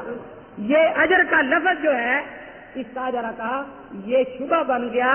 اب اس سے زنا کی حد ٹل جائے گی، لیکن تعزیر کیا لگے گی؟ دونوں کو عمر قید کیا جائے گا، اور حد کے کوڑے نہیں مارے جائیں گے، اس سے 2-4 کوڑے کم کوڑے بھی مارے جائیں گے، عمر قید کیا جائے گا، جب تک ان کی توبہ کا پکا یقین نہ ہو ان کو چھوڑا۔ اب یہ جو اگلی سزا ہے یہ بیان کر دیتے تو پھر کسی عام آدمی کو شبہ ہوتا مسئلے میں۔ انہوں نے یہ اس لیے بیان نہیں کی کہ اگر یہ سزا قید والی بھی ساتھ ہو گئی تو ہم نے جن کو متع کا لائسنس دیا ہے وہ ساری قید ہو جائیں گی، تو ہمارا کاروبار تو پھر ختم ہو گیا۔ اب دیکھیے، حد نہ ہونے کا یہ معنی نہیں ہوتا کہ جائز ہے۔ میں نے سلفی سے پوچھا وہاں مناظرے میں نے کہا شراب پینے والے پر کتنے کوڑے حد ہے؟ 80۔ کتنے کوڑے حد ہے؟ میں نے کہا کوئی پیشاب پیے تو کتنے کوڑے حد ہے؟ یا حدیث سے حد دکھاؤ یا پیشاب پی کے دکھاؤ آج، کیونکہ تم لوگوں کو کہتے ہو کہ حد نہ ہونے کا معنی ہے جائز، یہی کہتے ہیں نا لوگوں کو۔ میں نے کہا پخانہ کھانے پر کتنے کوڑے حد ہے، ذرا اس کی حدیث سناؤ یا آج کھا کے دکھاؤ۔ خنزیر کھانے پر کتنے کوڑے حد ہے؟ اگر کوئی مر نہیں گیا زندہ ہے تو مجھے حدیث لکھ کے بھیجے، اگر حدیث نہیں تو خنزیر کھانے کو جائز لکھے، کیونکہ حدیث میں اس پر حد نہیں ہے۔ اگر فقہ کی تعزیرات کو نہ مانو گے تو تمہیں کتنے گناہ جائز کرنے پڑیں گے؟ 5,000 جائز کرنے پڑیں گے۔ یہ کسی کو پکڑ ہی نہیں سکتے۔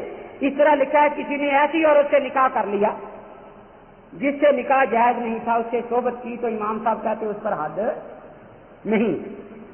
اگر ان کو فقہ آتی ہوتی۔ ہمارا اصل میں مسئلہ یہ ہے کہ نکاح کرنا ماں بہن سے بعد کی بات ہے، صرف اتنا کہہ دے کہ نکاح جائز ہے، اسی وقت وہ مرتد ہو جاتا ہے، واجب القتل ہو جاتا ہے۔ طحاوی ہماری حدیثی کتاب میں یہ مسئلہ موجود ہے، فتح القدیر فقہ کی کتاب میں یہ مسئلہ موجود ہے۔ اب ہمارا اور ان کا اختلاف مسئلے میں کیا ہے؟ ہم کہتے ہیں وہ مرتد ہے، اس کو قتل کرو، یہ کہتے ہیں نہیں وہ مسلمان ہے، اس کو زنا کی حد لگاؤ۔ میں آپ سے پوچھتا ہوں، ماں سے نکاح کو جائز کرنے والا مسلمان ہے؟ یہ اسے مسلمان مانتے ہیں، ہم اسے مرتد ہے۔ یہاں اس نے یہ لکھا حد نہیں، آگے سزا کتنی تھی وہ نہیں لکھی۔ در مختار میں لکھا ہے وَيَكُونُ التَّعْذِيرُ بِالْقَتْلِ كَمَنْ وَجَدَ رَجُلًا مَعَ امْرَأَةٍ لَا يُحِلُّ لَهُ، کہ ہمارے ہاں قتل کی سزا اس کے لیے ہے ایسے آدمی عورت کے ساتھ پایا گیا جو آدمی صحبت کرتا جو اس کے لیے حلال نہیں تھی، اس کو قتل کر دیا جائے۔ تو ہماری سزا تو ابو داؤد کی حدیث سے ثابت ہے، حضرت نے بھی ایسے آدمی کے قتل کا حکم دیا۔ اب یہ کہتے ہیں کہ اگر کوئی غیر مقلد بھائی اپنی بہن سے نکاح کر لے تو پہلے تو 2 گواہ ہوں گے، زنا ثابت ہی نہیں ہوگا، نکاح کے 2 گواہ ہوتے ہیں، 4 تو ہوتے نہیں۔ پھر یہ کہ وہ اگر عدالت میں جائے، جیسے ہم وحید الزمان کا حوالہ پیش کریں، یہ کہتے میں وحید الزمان کو نہیں مانتا۔ اگر 4 مولوی بھی جائیں زنا کی گواہی دینے، وہ کہہ دے گا میں نہیں مانتا، قرآن حدیث سے گواہی لاؤ۔ تو زنا کی حد یہ جاری کر سکیں گے؟ نہیں کر سکیں گے نا۔ تو اب اندازہ لگائیں، اگر ہو بھی جائے 100 کوڑے لگا کر کہتا چھوڑ دو، قتل نہ کرو، تاکہ دوسری بہن سے بھی کر لے گے۔ اگر یہ مر گیا تو دوسری بہن کیا کرے گی، تیسری کیا کرے گی؟ اب میں پوچھتا ہوں کہ مسئلہ ان کے پورا انہوں نے بیان کیا؟ لا دین لمن لا دیانت لہ، لا ایمان لمن لا امانت لہ۔ اس لیے کیا یہ مسئلہ یہاں پیش آیا ہے؟ جی، اس کو پیش کرنا شرارت تھی یا نہیں؟ جی میں پوچھتا ہوں، کس غیر مقلد نے ماں سے نکاح کیا ہے کہ یہ مسئلہ مجھ سے پوچھا ہوتی؟ کس غیر مقلد نے بہن سے نکاح کیا ہے جو مسئلہ مجھ سے پوچھ رہا ہے؟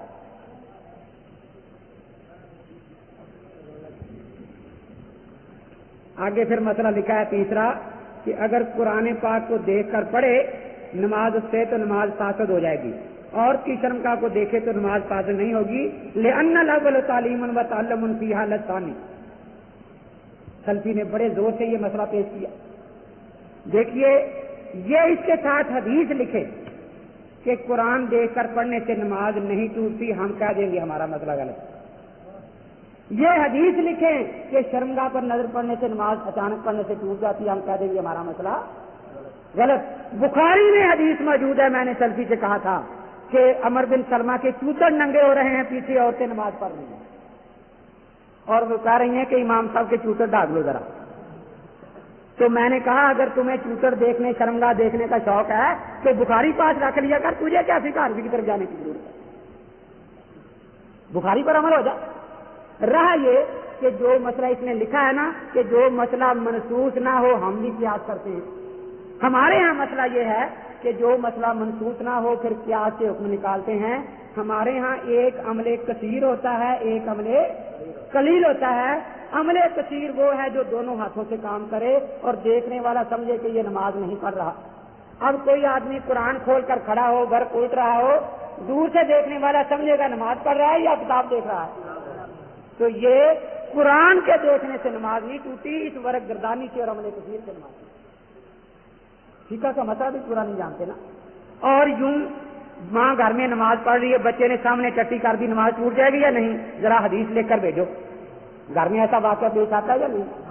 بچہ سامنے آ گیا ننگا، ماں کی نماز ٹوٹ جائے گی یا نہیں؟ جی ذرا حدیث لے کے بھیجو اگر تمہیں حدیث آتی ہے تو۔ ارے بخاری کی حدیث ہے کہ عمر بن سلمہ ننگے چوتر کے نماز پڑھا رہا ہے اور نماز دہرانے کا حکم۔ تو یہ یوں اچانک نظر اٹھنا عمل کثیر نہیں، عمل قلیل ہے۔ پھر مسئلہ دیکھیں فقہ حنفی کا کیا ہے۔ فقہ حنفی شیخ الحدیث صاحب تشریف فرما ہیں، حدیثیں دو قسم کی بخاری میں آتی ہیں، ایک ہے کہ عورت سامنے سے گزرے نماز ٹوٹ جاتی ہے، ایک ہے تو گزرے نماز نہیں ٹوٹتی۔ ہمارے علماء اس کی شرح میں بیان کرتے ہیں، ہمارے علماء نے لکھا ہے کہ عورت کپڑے پہن کر بھی سامنے سے گزر جائے تو نماز کے خشوع میں فرق آ جاتا ہے۔ ارے جن کا مسئلہ یہ ہو ننگی عورت نہیں، کپڑے پہن کر سامنے سے گزرے تو نماز کا خشوع باطل ہے، ان کے بارے میں تم اس قسم کے مسئلے بیان کرتے ہو۔ اس کے آگے مسئلہ یہ لکھا ہے کہ اگر جسم پر اگر یہ نفسیر جاری ہو، فاتحہ خون سے پیشانی پر لکھ لی جائے، للاستشفاء وبالبول اذن ان علم فی شفاء لا باس به شامی۔ ہم نے پڑھا تھا کہ جب ملائے اعلیٰ کی میٹنگ ہوتی ہے نا تو شیطان درمیان سے تھوڑی سی بات ہو سکتا ہے اور بہت سے جھوٹ ملا کر آگے بیان کرتا ہے، یہی کام اس شیطان نے کیا ہے۔ وہاں اوپر عنوان ہے تداوی بالمحرم، کہ جتنا خنزیر حرام ہے اسلام میں، جتنا مردار حرام ہے، جتنی شراب حرام ہے، اتنا ہی نجاست سے کتاب قرآن لکھنا حرام ہے۔ بلکہ شامی کی تیسری جلد کتاب المرتد میں لکھا ہے کہ جو نجاست پر قرآن رکھ دے وہ مرتد ہے، واجب القتل ہے۔ یہ ہے ہمارا مسئلہ۔ اب قرآن میں خنزیر کو حلال لکھا ہے یا حرام لکھا ہے؟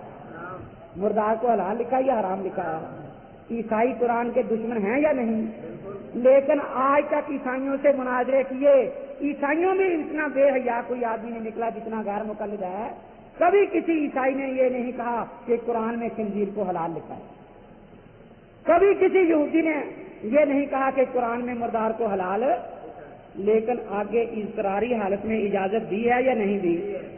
اضطرار کا مسئلہ اور اختیار کے مسئلے کا فرق ہوتا ہے یا نہیں ہوتا؟ شامی میں یہی لکھا ہے، وہاں پہلے حدیث بخاری کی نقل کی ہے کہ اللہ کے نبی نے کچھ لوگوں کو اونٹوں کا پیشاب پینے کا حکم دیا تھا۔ یہ حدیث کس کتاب کی ہے؟ بخاری کی۔ علاج کے لیے کہتے ہیں تھا، اب بھی کیا علاج حرام سے جائز ہے یا؟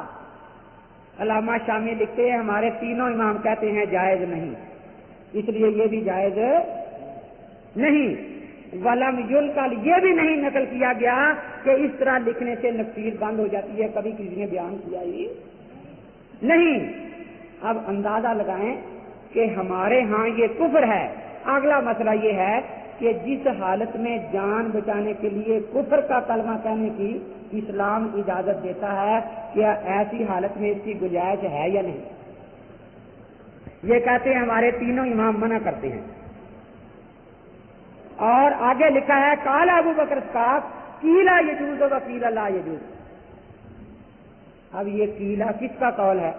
قال ابو حنیفہ نہیں، قال محمد نہیں، قال شافعی نہیں، قیلا سے غیر مقلد کا قول بیان کیا جاتا ہے کہ جس کے قائل کا پتہ ہی، کیونکہ ان کے یہاں حلال جانوروں کا پیشاب پاک ہے. فتاوی ستاریہ میں لکھا ہے پینا بھی جائز ہے. حلال جانوروں کا پیشاب پاک ہے، پخانا بھی پاک ہے، ضرورت کے وقت کھانا اور پینا بھی جائز ہے. ضرورت آگے لکھی ہے جیسے دوا، مثلا اگر آپ بیمار ہو گئے شربت بنفسا پی لیں گے، یہ گھوڑے کا پیشاب پی لیں گے. آپ بیمار ہو گئے اسپرو کی گولی چبا لیں گے، یہ بکری کی ننگی چبا لیں گے. آپ بیمار ہو گئے تو مجنون فلاسفہ کھا لیں گے، یہ گھر کا گوبر کھا لیں گے. کیونکہ فتاوی ستاریہ پاس رکھا پھر اس پر عمل بھی تو کرنا ہے نا بیچاروں نے، کیا کریں. ہمارا مسئلہ انہوں نے پورا نقل نہیں کیا، بے ایمانی کی. آگے لکھا ہے نجاست کسی عضو کو لگ جائے، اس کو زبان سے چاٹ لیا جائے، اثر ختم ہو جائے، اس طرح چھری پر لگ جائے اور چاٹ لیا جائے تو یہ تھوک جو ہے یہ چیز کو پاک کر دینے والا ہے. اب مسئلہ آخری ہے، اس کو سمجھ لیں. اصل مسئلہ یہ نہیں ہے جو یہ کہتے ہیں. مسئلہ یہ ہے کہ کچھ چیزوں کو ہم ناپاک کہتے ہیں، یہ ناپاک نہیں کہتے. جو مسئلے 5-6 لکھے ہیں آگے اس کے تحت اس کو یہ بیان کر دیتا تو پھر دھوکہ نہ آتا. دیکھیے آپ گنا چوس رہے ہیں، گنا چوستے ہوئے کبھی دانتوں سے خون نکل آتا ہے یا نہیں؟ اب پہلے آپ کا منہ پاک تھا، خون نکلنے سے ناپاک ہوا یا نہیں؟ اب آپ کیا کرتے ہیں؟ پانی تو پاس نہیں، خون کو نگلتے جاتے ہیں یا تھوکتے رہتے ہیں؟ اب آپ تھوکتے رہے، خون بند ہو گیا، اس کا نشان بھی باقی نہیں رہا. آپ کا منہ پاک ہو گیا یا نہیں؟ کس سے ہوا؟ چاٹنے سے، تھوک سے ہوا یا نہیں ہوا؟ یہ کہتے ہیں کہ خون ویسے ہی پاک ہے.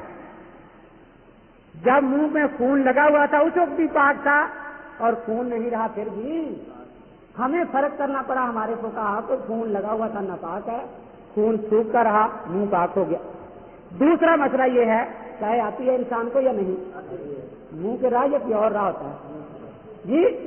اب کہے آگی بس میں بیٹھے ہوئے کسی کو پانی نہیں تو کیا کرتے ہیں؟ تھوکتے رہتے ہیں، یہی ہے نا. اب وہ نجاست تھی، تھوکتے زبان اثر بالکل ختم ہو گیا، منہ پاک ہوا یا نہیں؟ آدمی دنیا میں گناہ گار شراب پیتے ہیں یا نہیں؟